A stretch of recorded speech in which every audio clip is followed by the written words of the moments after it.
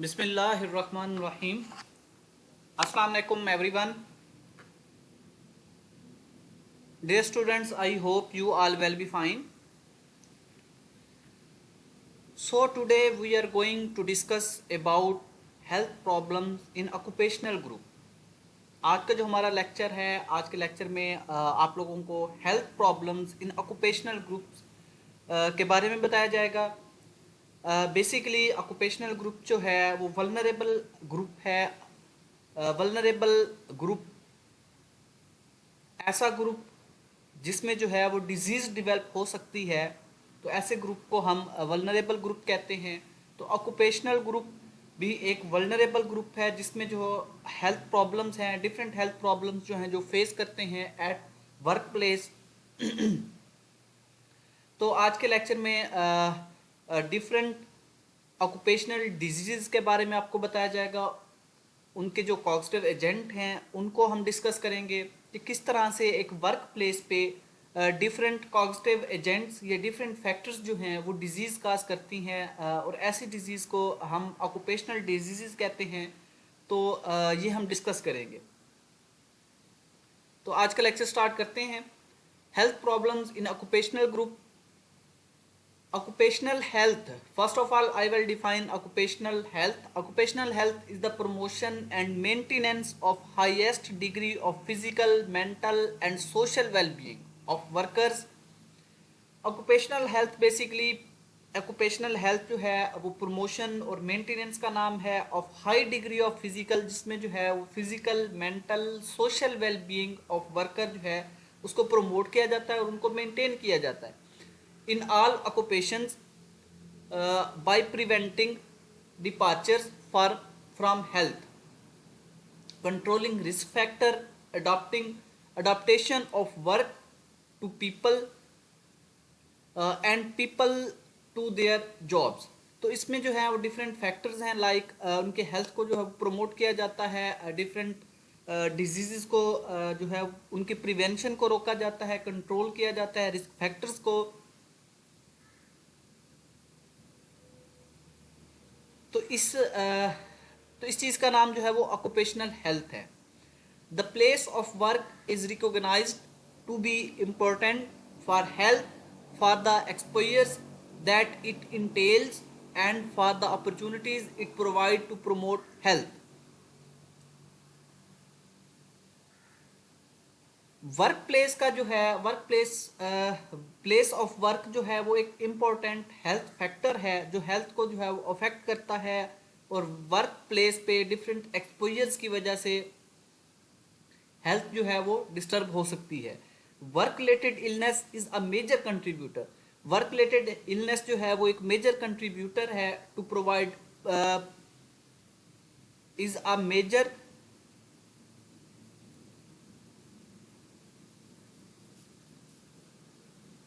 contributor to injuries and disease worldwide. Worldwide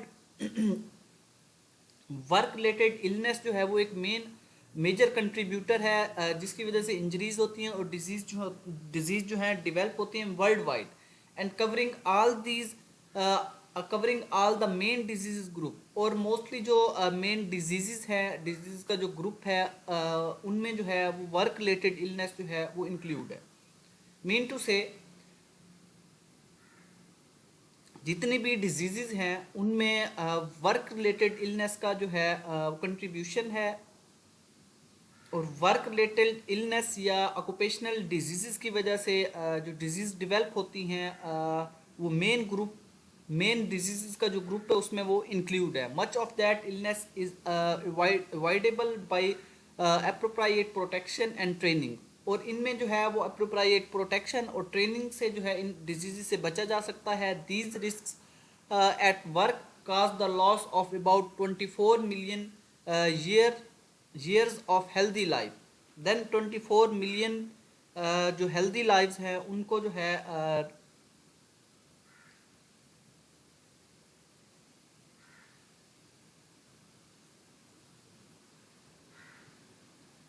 these risk factors at work caused the loss of about 24 million years of healthy life। तो healthy life जो है 24 million years वो उसका जो है वो loss हो सकता है। रिस्क एट वर्क प्लेस की वजह से a significant and preventable proportion of global burden of disease and injury. Then occupation factors may give rise to a very wide range of injuries and diseases. Occupational factors की वजह से जो injuries होती हैं उनकी जो डिफरेंट वाइड रेंज की जो है इंजरीज हो सकती हैं, डिजीज जो है वो डेवलप हो सकती हैं। Occupational injuries may be classified according to the type of injury.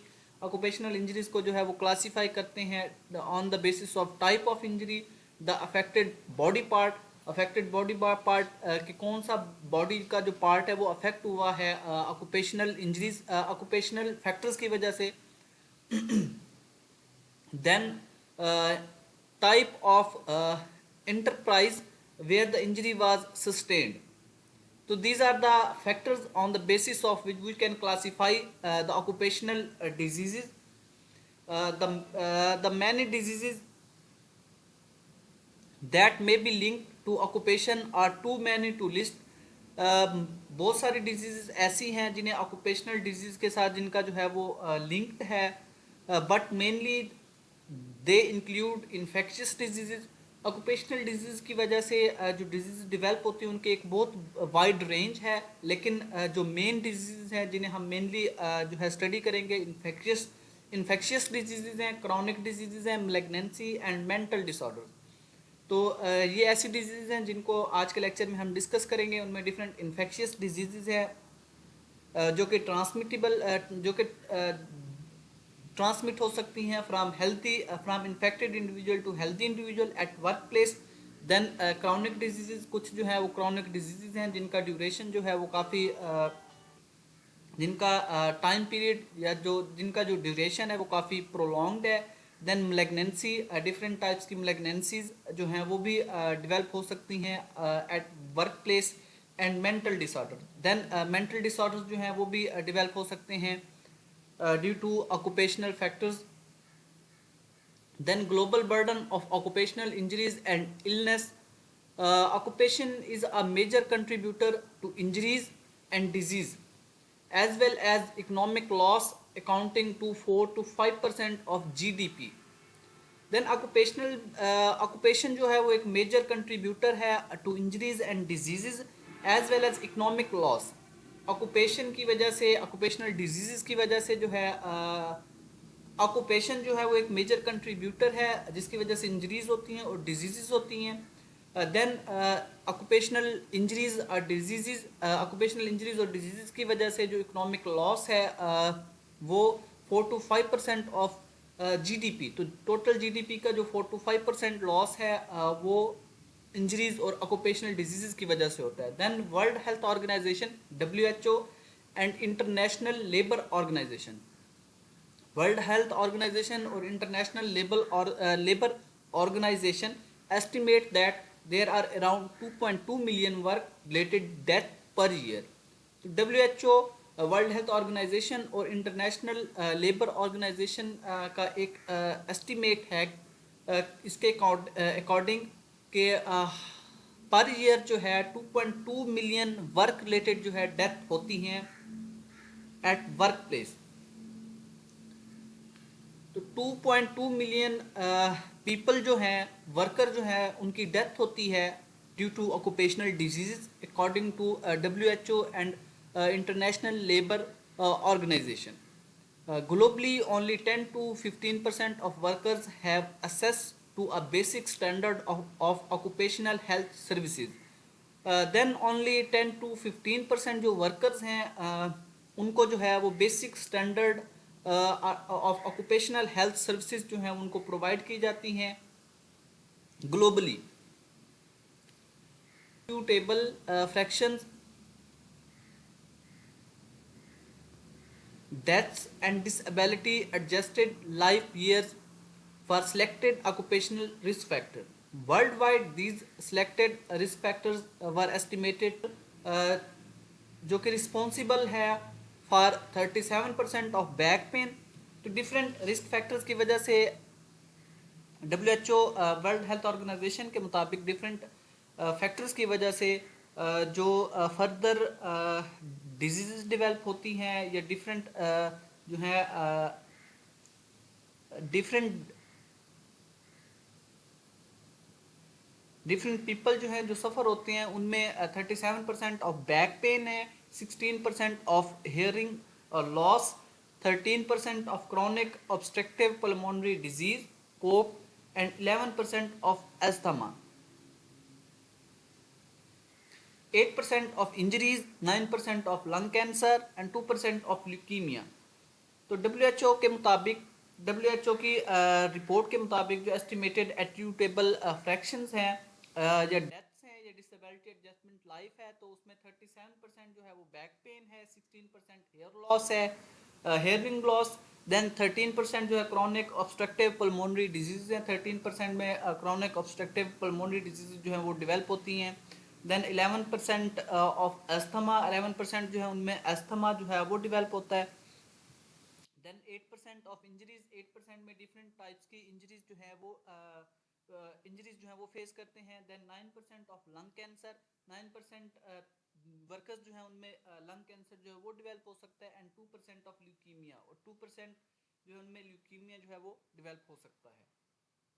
Then occupational diseases, certain infectious and parasitic diseases, then further जो है वो हम वन बाय वन एक एक ऑक्यूपेशनल डिजीज़ को हम डिस्कस करेंगे, देन उसका जो कॉग्निटिव एजेंट है उसके बारे में आपको बताया जाएगा, देन उस कॉग्निटिव एजेंट की जो ट्रांसमिशन है उसके बारे में बताया जाएगा, देन एट द एंड जो है वो वर्क प्लेस जहाँ पे वो डिजीज़ डेवलप होती है तो उसके बारे में आपको बताया जाएगा। तो फर्स्ट जो डिजीज़ है इन्फेक्शियस एंड पैरासाइटिक डिजीज़ है,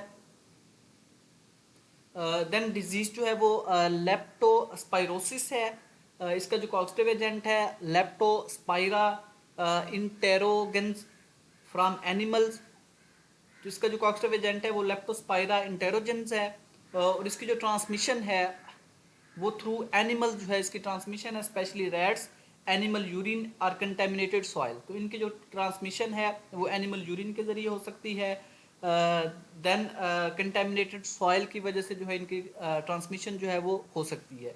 देन जो वर्क प्लेस है जहाँ पे ये डिजीज़ डेवलप होती है, farming and animal husbandry work, तो फार्मिंग और एनिमल वर्क जहाँ पे फार्मिंग होती है, एनिमल फार्मिंग है, या जहाँ पे एनिमल वर्क है लाइक वेटनरी वर्क वाली जगह पे sewage work and garbage collector, और garbage collector, sewage work, veterinary work, animal work and farming, तो ये वो वर्क प्लेस है जहाँ पे जो है वो लेप्टोस्पाइरोसिस जो है वो डेवलप हो सकती है, और लेप्टोस्पाइरोसिस की जो है वो ट्रांसमिशन हो सकती है।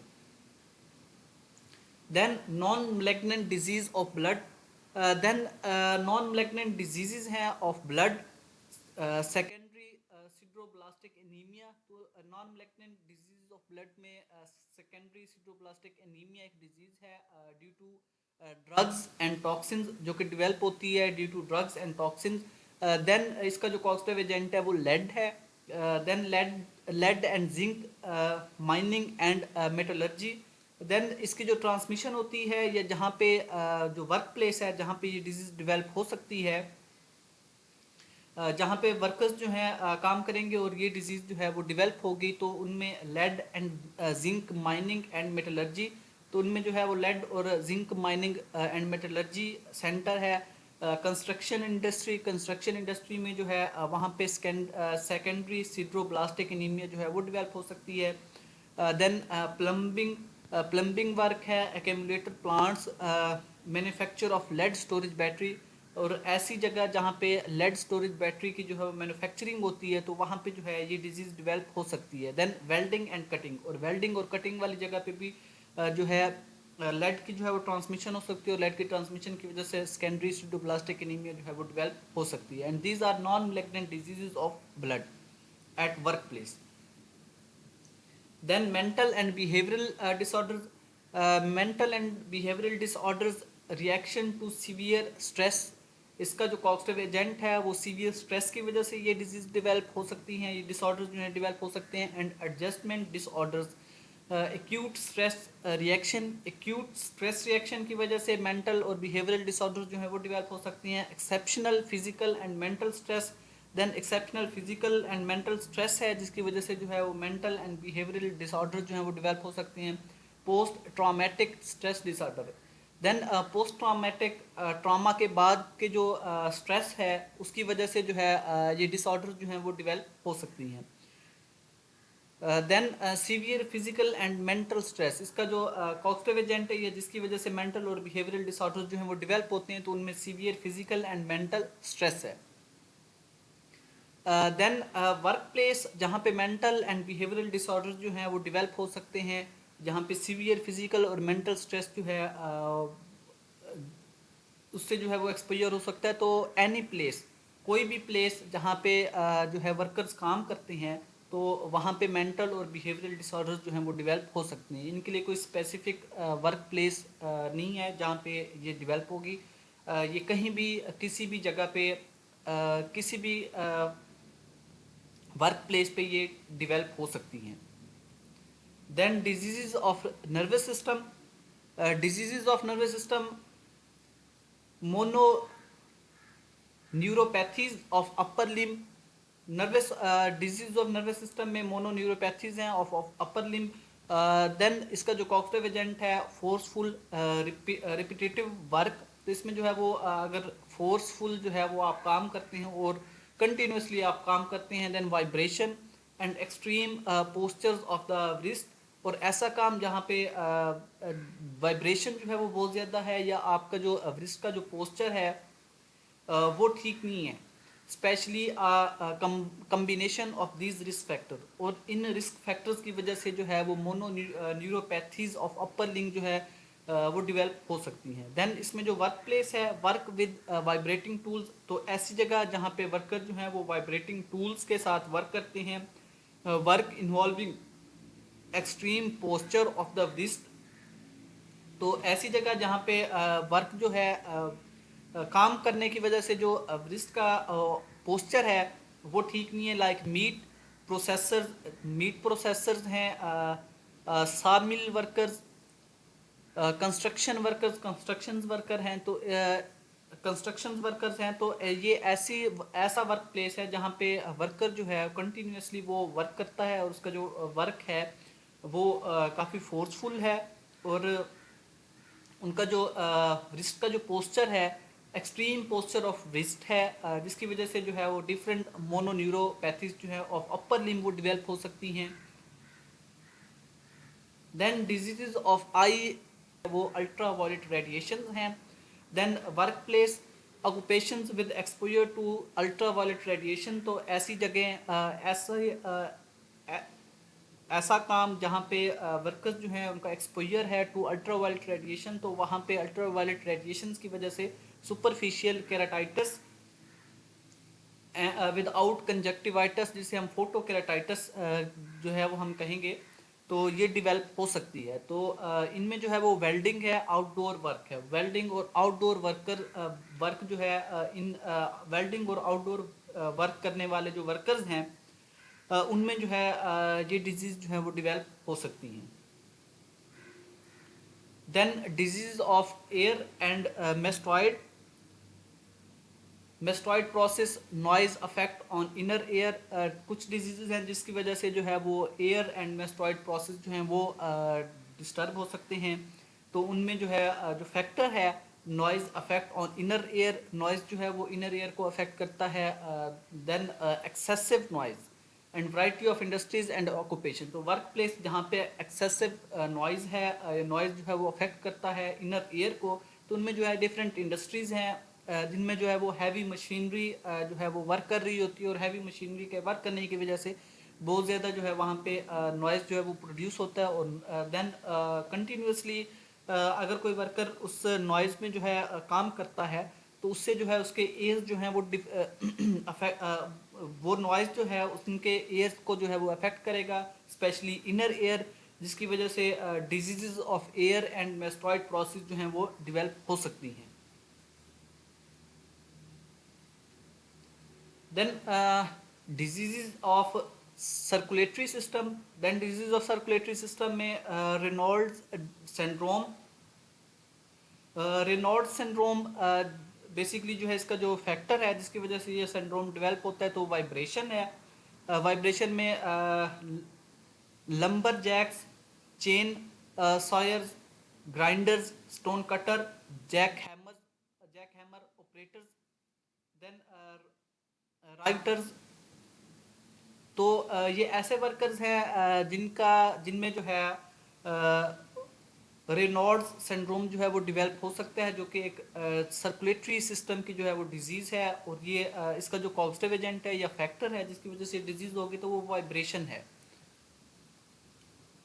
और specially stone cutter, jack hammer operators जो हैं और ग्राइंडर्स जो हैं, इनमें इनका जो काम है या जिस इंस्ट्रूमेंट्स के साथ ये काम करते हैं, स्टोन जो है उनको कट किया जाता है तो उनमें जो है वो कंटिन्यूसली वाइब्रेशन हो रही होती है, जिससे जो है उस वाइब्रेशन की वजह से सर्कुलेटरी सिस्टम जो है वो डिस्टर्ब होगा और सर्कुलेटरी सिस्टम में जो है वो डिफरेंट डिजीज जो है वो डेवलप हो सकती हैं, लाइक रेनॉल्ड्स सिंड्रोम जो है वो डेवलप हो सकता है।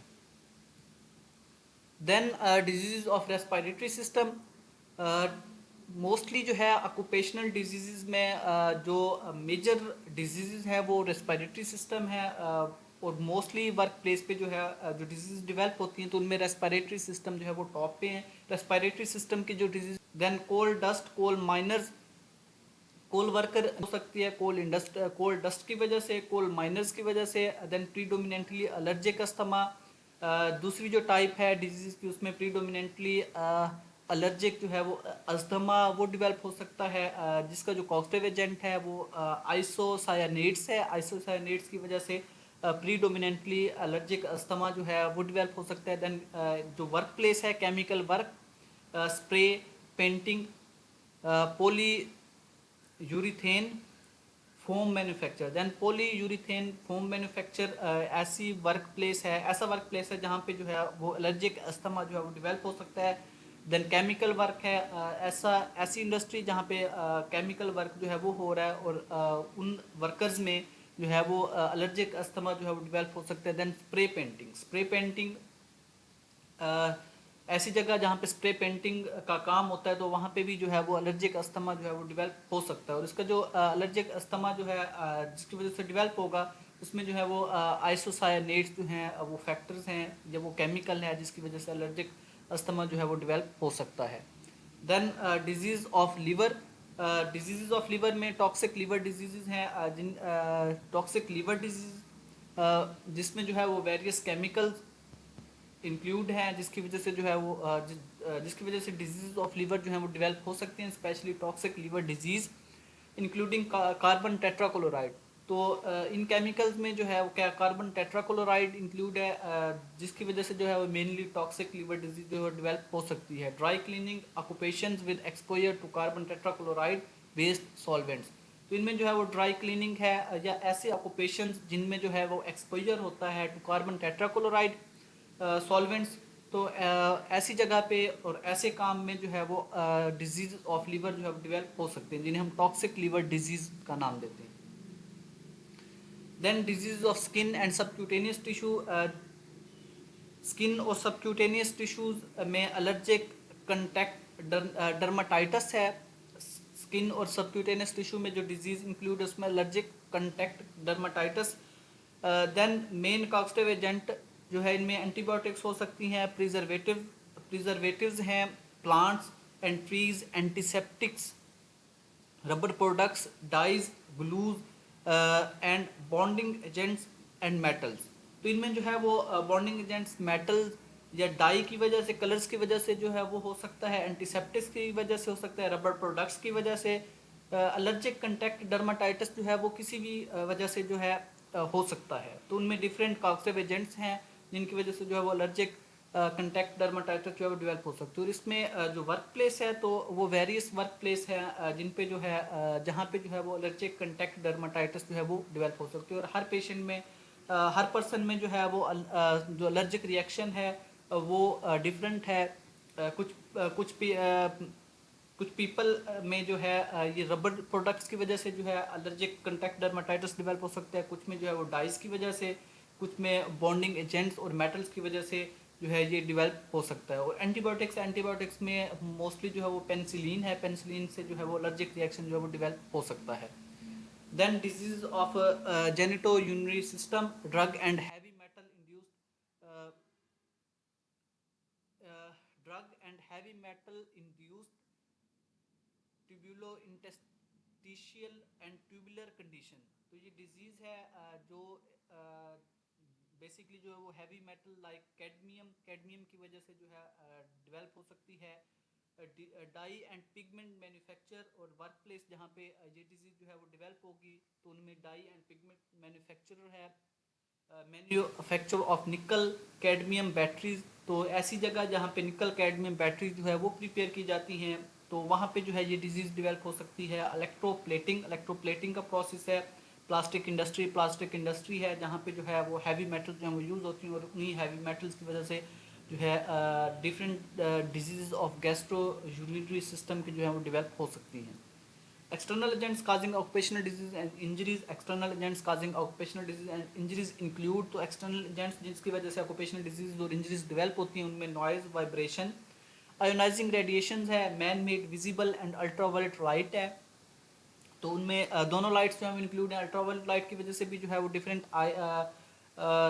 आई डिजीज जो है वो डेवलप हो सकती हैं। And man made visible light जो है उसकी वजह से भी जो है वो डिफरेंट आइज जो है आइज पे अफेक्ट हो सकता है। और आइज इन लाइट की वजह से डिफरेंट आई डिजीज जो है वो डेवलप हो सकते हैं। नॉन आयोनाइजिंग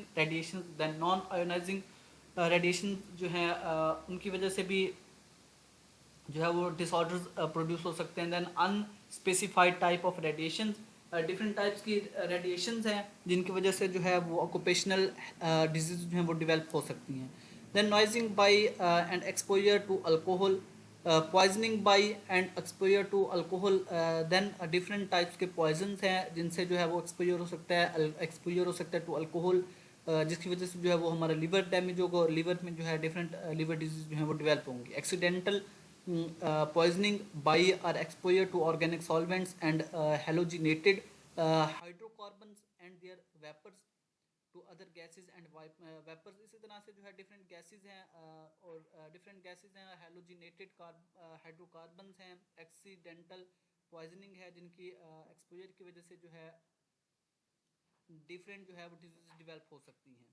देन पेस्टिसाइड्स हैं, अनस्पेसिफाइड केमिकल्स हैं, इनकी वजह से भी जो है वो डिफरेंट टाइप्स के डिजीज जो है वो डेवलप हो सकती हैं। तो ये आज का लेक्चर था। आई होप आप लोगों को क्लियर हो जाएगा। फर्दर अगर आप लोगों की कोई क्यूरी है तो आप ग्रुप में डिस्कस कर सकते हैं। थैंक यू, अल्लाह हाफिज़।